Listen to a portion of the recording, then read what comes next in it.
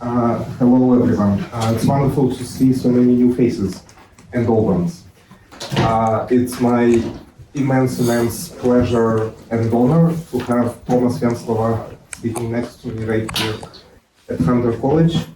I always say that Tomas Venclova needs no introduction because he's a legend.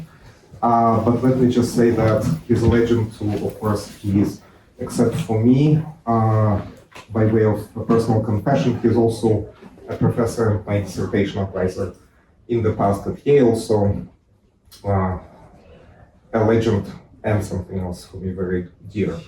It is also his second time in New York since 2019, and his second time at Hunter since then. So welcome back to this room, which of course seems like it all happened in the previous life, which will probably be inevitably part of our today's conversation with him. But mainly it's going to be a poetry reading in, I'm afraid to say, 3 languages, in Lithuanian, in English, and some of the poems will also be read in Russian. Next to us is Kit Mashinsky. She is a Tamizdat project volunteer who works on Polish literature, but she will be reading the English translations of Tomas's poems, some of them. I should also say that this event is really the first big event co-hosted by Tamizdat project, which is a public scholarship and charity initiative devoted to the study of 10 books from the former Soviet Union and the Eastern Bloc, which adds another angle to our conversation with Tomas today as a living legend or the embodiment of that kind of experience as well. So Tomas emigrated from Soviet Lithuania to the US in 1977. A few years ago, he went back to Vilnius, where he is now living after a very successful career in the US as a professor, as a poet, as a public figure, as an essayist. Let me not continue this list. Most recently, he received the Zbigniew Herbert International Literary Prize, a very prestigious award that he himself had served for as a member of the jury 6 years before receiving it just recently. And let me also skip all the other numerous awards and prizes, not to take too much more time from our precious 2 hours with him today. Let's simply welcome Tomas to Hunter and to New York, and thank you for being here, and we are looking forward to the conversation after the reading tonight. Tomas, thank you so much for coming. Thank you.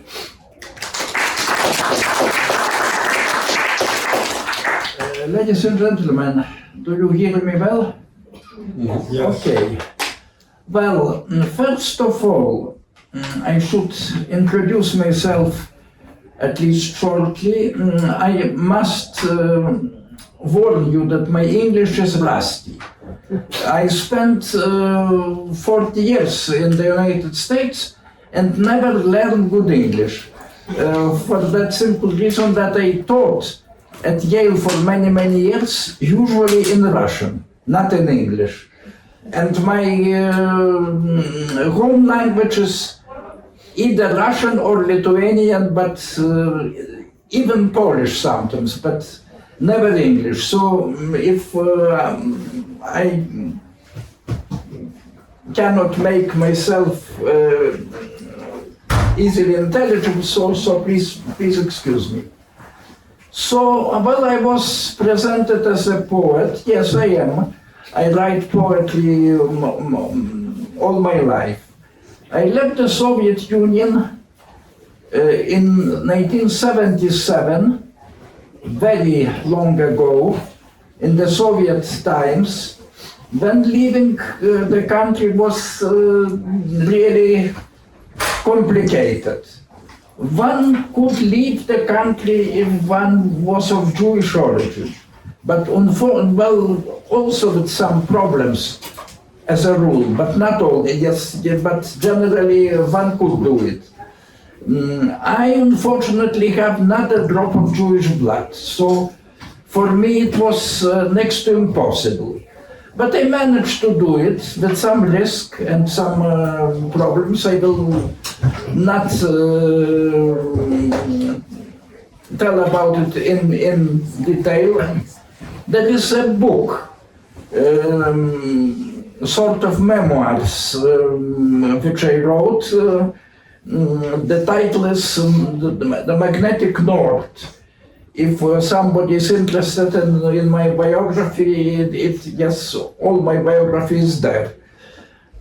Then in the United States I was lucky, thanks to Joseph Brodsky and Czesław Milosz, who both became my friends.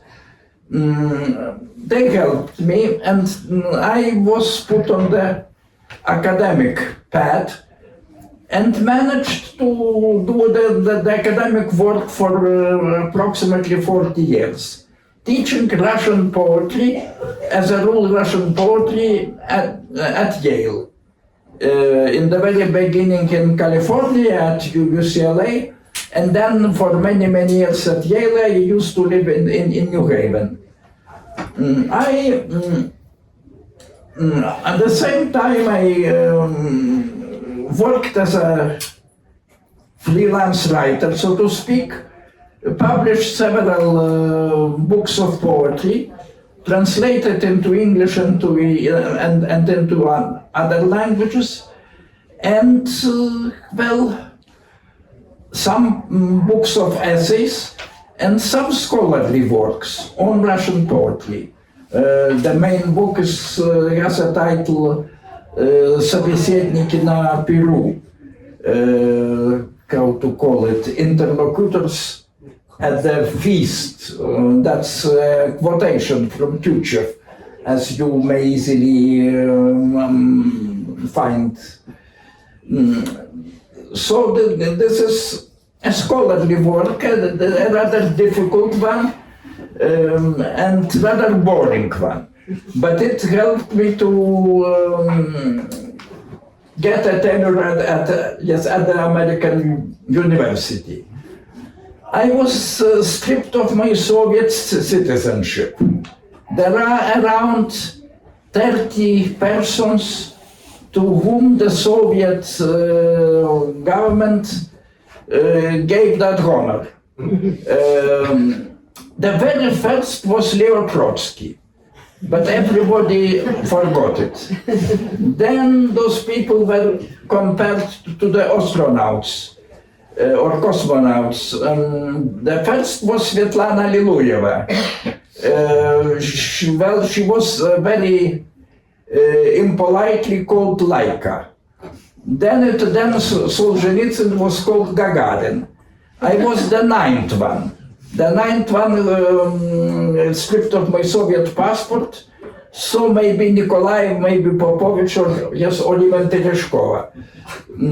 Then after my humble person came Rostropovich, the stage director Lyubimov, and the writer Vasily Aksionov. But we, the old folk, the first 10 people, we used to look at them a bit condescendingly and say, well, they are small fish, we are the real ones. So later I got American citizenship and also Lithuanian citizenship. Lithuanian citizenship is more important for me, I must confess. I not always vote in America, but I always vote in Lithuania, because in Lithuania it can make some difference. And after many, many years in the country, I left, now I am professor emeritus at Yale for approximately 10 years, I believe now, and left America for Vilnius. In the year 2019, I came to Vilnius and I lived there from that time on. Vilnius now is, probably some of you know the city. Now it is a nice small European capital with a very rich and interesting cultural life. And I feel in Vilnius perfectly at home. Now, I still work in poetry. I'm still writing poems. I am very non-prolific poet, writing approximately 3 poems a year. But still, throughout my life, I produced approximately 250 of poems, which I consider to be, yes, to have at least some value. They are reprinted in my collections. And I will to a poem by a Russian 19th century poet, friend of Herzen, Vladimir Pecherin. He is almost unknown, but he deserves to be known. He was a very strange and interesting person. He became a Catholic monk, died and was buried in Dublin, Ireland. And he wrote the most anti-patriotic poem of all times and all people. In Russian it's «Как сладостно отчизну ненавидеть и жадно ждать ее уничтожения». How sweet is to hate one's fatherland and eagerly wait for its destruction. Well, that was 19th century. The Tsarist Russia was crushing the Polish uprising, and Pecherin sincerely hated his fatherland at that moment. Now I know many Russians who repeat those lines, and I quote them. And the last thing that has to be explained is the words of Cambron. This you can find it in Victor Hugo novel Les Miserables. This is about a French general who at Waterloo was proposed to surrender. He answered to the English soldiers, to General Wellington. He answered. There are two versions of his answer, and Victor Hugo gives both versions. The first version is French soldiers die but never surrender. Well, very beautiful. The second version is much more beautiful in my opinion and much more expressive. He said one French word, merde, meaning shit. So this from that time on, this words of Cambron are well known in history, and the poem ends with those words, which were repeated more than once by Ukrainian soldiers. Now let me read it in Lithuanian original. Pasveikinta būk primiršta istorijos deive, susvita iš raketų lukštų, negyvų kareivių, atpažįstam tave, nors tavęs dar nėra, ta beviltiška diena, kai sugirgžda vikšrai ir sraigtasparnių kandys perskrenda sieną.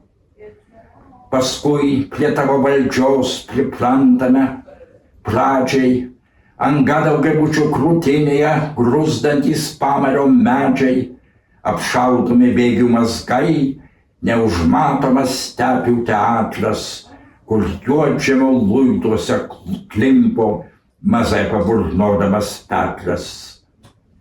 Mirtis dar jauna, jai reikia įgūdžio laiko, ji bando, ji mokosi dirbti, lėtai nusitaiko, bet ilgokai nekliudo, skeveldra pasveikina kūną tik iš 5. karto. paskui jau nieko nebūna.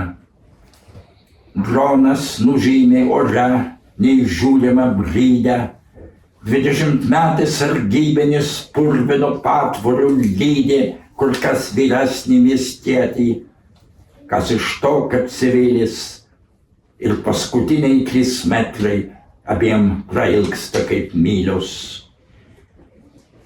Už šlatų brinkstantis tūris iš vienos gruvėsių vietovės prasisunkia į kitą, įstrigęs erdvėj palydovas jį tingiai fiksuoja, pabūklas ištaškė azoto cisterną, užimta 10 kvartalų, Gloria nostra eterna.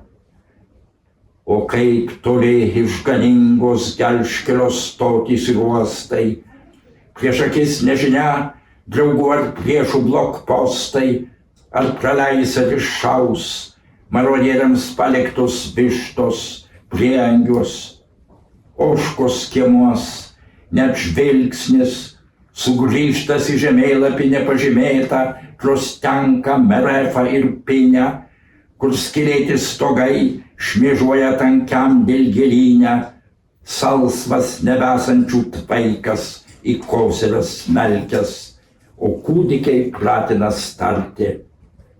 Išdavikas, šautuvas, alkis.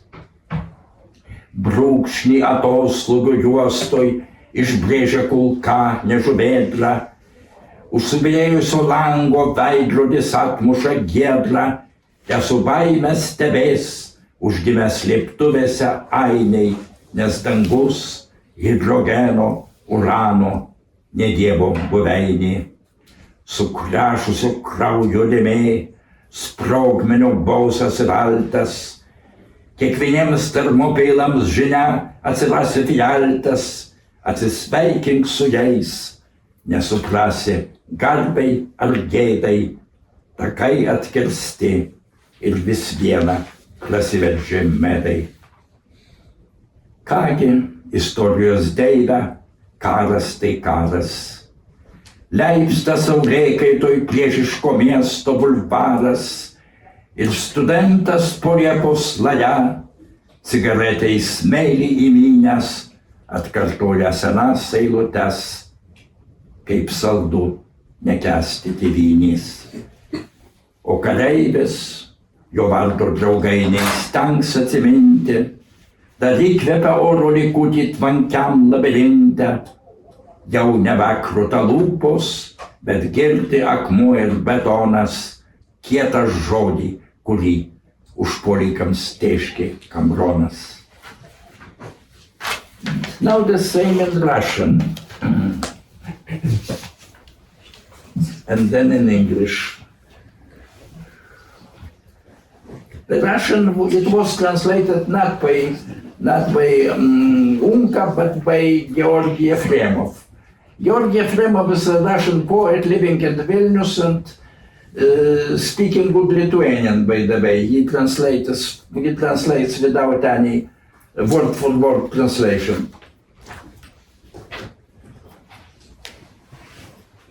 Слава тебе, о богиня истории, оцененная свитой из шелухи ракетной и солдатней убитой.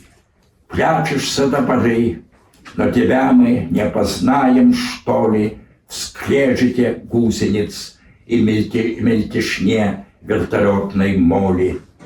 После мы привыкаем к твоим велениям для начала.